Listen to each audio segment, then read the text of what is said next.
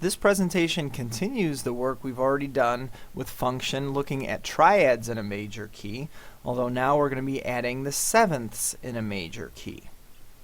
Again, in a major scale, all the intervals are the same for any major scale, so we're going to find a pattern that emerges when we build these seventh chords on each successive scale degree.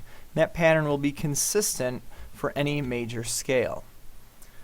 Once again, all the intervals from Do are either major or perfect, so we know that the one chord will be a major seventh chord, but not all chords start on Do. Actually, only one of them does. So they will have different qualities, and that's what we're going to look at right now.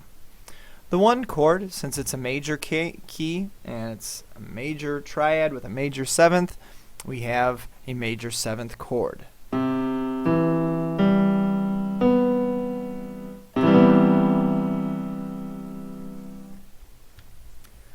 On the two chord, we've got D, F, A, C. Now, if you remember back to the triad video, we already know we've got a minor triad, and if we remember what we talked about in the previous unit, we know that there's only one option with a minor triad, and that's to have a minor seventh on top of that.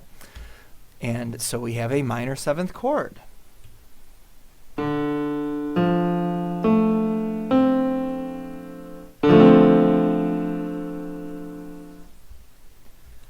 The same thing can be said about the three chord, E, G, B, and D. We know that it's already an E minor triad, and it has to have a minor seventh on top of that in a major key, so we've got another minor seventh chord.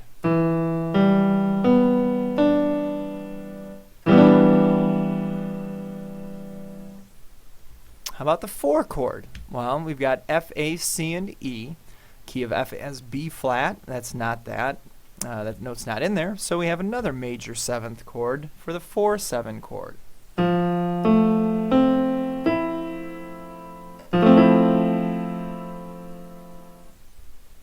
The 5 chord, G, B, D, and F.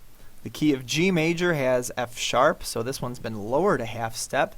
Therefore, we have a dominant seventh chord. And remember that we don't need to show anything because it's assumed as soon as you see that seventh. If there's nothing else with it, you mean dominant. The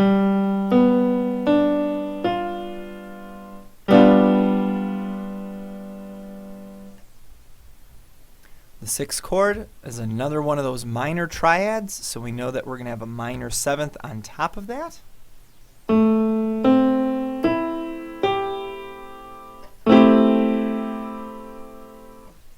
And then the 7 chord, B, D, F, and A. We know that B, D, F is a diminished triad, and B to A is a minor seventh, not a diminished seventh. So this is actually a half diminished seventh that happens naturally in a major key.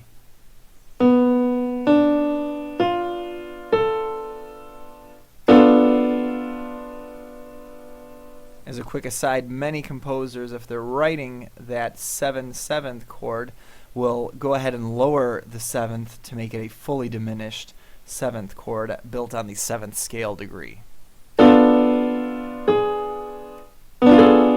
Oops, sorry. And we'll look at reasons for that later. Once again, these are true in any major key. And then we're going to apply our Roman numerals. Uppercase for major, lowercase for minor.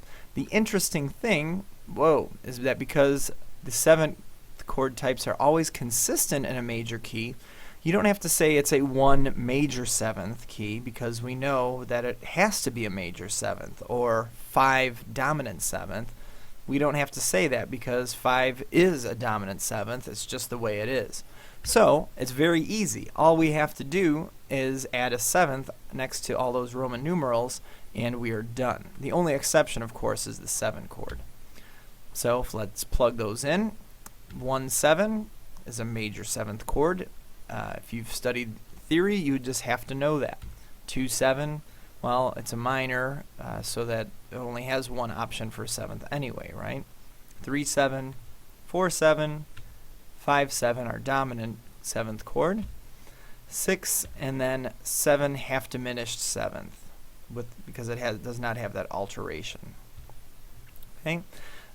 So to memorize these, I think it's rather easy because minor only has one option. It's minor seventh. So that takes care of your 2 chord, your 3 chord, and your 6 chord. 7 is half diminished. That's already labeled, so you don't really need to memorize that because it should say 7 half diminished seventh. Okay? So the only things you have to remember are that 1 and 4 are both major 7th chord, and that 5 is the only dominant chord in a major key. And you're going to see that's so very important that we remember that 5 is the dominant chord.